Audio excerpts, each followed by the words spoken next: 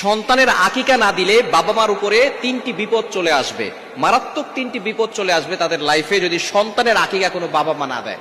বর্তমান সমাজে অনেক বাবা মা এমন আছে যারা সন্তানের আকিকা দিতে চায় না। হ্যাঁ, যদি কারো টাকা পয়সার সমস্যা থাকে সেটা ভিন্ন বিষয়, আর এই আকিকা দেওয়া এটা ফরজও নয়, ওয়াজিবও নয়, এটা হচ্ছে সুন্নাত। নবীজি সাল্লাল্লাহু আলাইহি ওয়াসাল্লাম আকিকা দিতেন, এবং আকিকা না দিলে কিছু কিছু ক্ষতি হওয়ার সম্ভাবনা থাকে বাবা মার উপরে।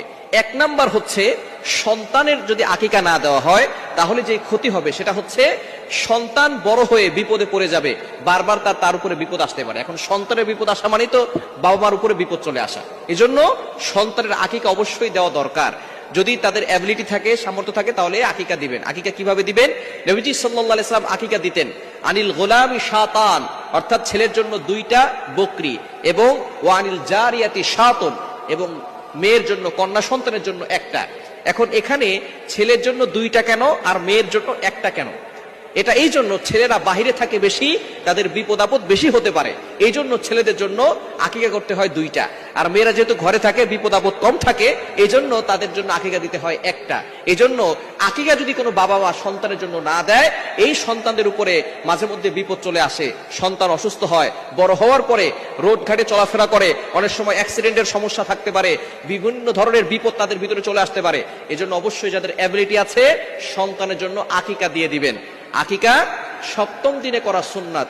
যেদিন সন্তান জন্মগ্রহণ করবে 7ম দিনে আকিকা দিবেন, এবং মাথা মুন্ডন করে সেই মাথার চুলগুলো ওজন করে আপনি কিছু রূপার মূল্য দান করে দিবেন, এবং আপনি তার সুন্দর একটা ইসলামিক নাম রাখবেন, তাকে ধর্মীয় শিক্ষা দিবেন, কোরআনের শিক্ষা দিবেন। অর্থাৎ 7ম দিনেই তার জন্য আকিকা দিতে হবে, এটা হচ্ছে সুন্নাত। যদি 7ম দিনে না দিতে পারেন তাহলে 14তম দিনে দিবেন। যদি সেই দিনও আপনি না দিতে পারেন তাহলে 21তম দিনে দিবেন। যদি 21তম দিনে না দিতে পারেন, এই পর্যন্ত সুন্নত, বাকি পরের দিন দেওয়া জায়েজ আছে, যে কোনো সময় আপনি দিতে পারেন। 1 নাম্বার বাবা মার জন্য যে বিপদ হবে সেটা হচ্ছে সন্তানের উপর থেকে কখনো বিপদ আপদ কাটবে না। 2 নাম্বার, কোন বাবা মা যদি সন্তানের আকিকা না দেয় তাহলে সেই বাবা মা পরবর্তী সময় সন্তান যখন বড় হবে, সন্তান পিতামাতার দায়িত্ব পালন করবে না। ভালো করে শুনে রাখেন, যে সমস্ত বাবা মা সন্তানের আকিকা দিচ্ছেন না, টাকা পয়সা থাকার পরেও আপনি আপনার দায়িত্ব পালন করেন নাই, এজন্য সন্তান বড় হওয়ার পরে সন্তানও তাদের দায়িত্ব পালন করবে না। সন্তান পিতামাতার বাধ্য হবে না, সন্তান পিতামাতার কথা শুনবে না। 2 নাম্বার বিপদ হচ্ছে সন্তান পিতামাতার বাধ্য হবে না। এবং 3 নাম্বার সেটা হচ্ছে সন্তান পিতামাতার ব্যাপারে কিয়ামতের ময়দানে শাফায়াত করবে না।